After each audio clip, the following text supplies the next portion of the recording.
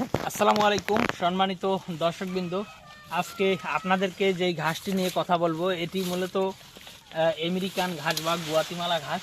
দর্শক শ্রোতা, এই ঘাসটি দেখেন, অন্যান্য যে হাইব্রিড ঘাস বাংলাদেশে রয়েছে সেই ঘাসের থেকে এই গুয়াতিমালা ঘাসটা মূলত একটু আলাদা।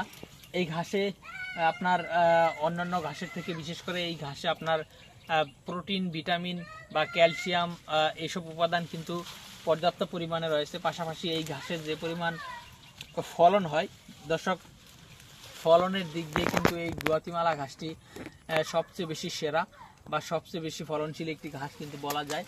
এই ঘাসটি মূলত আমরা আরও অনেক দিন আগে চাষ করেছি।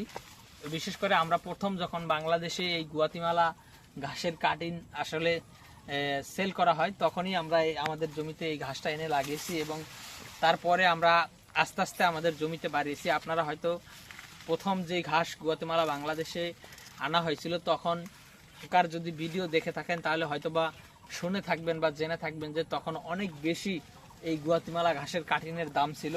মূলত সে কারণে আমাদের অনেক টাকা কিন্তু এই গুয়াতিমালা ঘাসের কাটিন ক্রয় করতে বা কাটিন কিনতে অনেক টাকা খরচ হয়েছিল।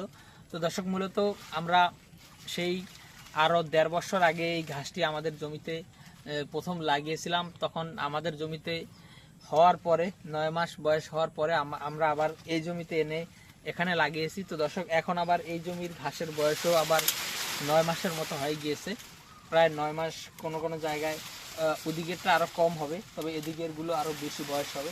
দর্শক, আমি যদি এদিকে দেখি, দেখেন এদিকে কী পরিমাণ ঘাস রয়েছে। গুয়াতিমালা ঘাসটি মূলত পাতার জন্য সেরা, বা পাতা বেশি হয়, ডাটা খুব কম হয়।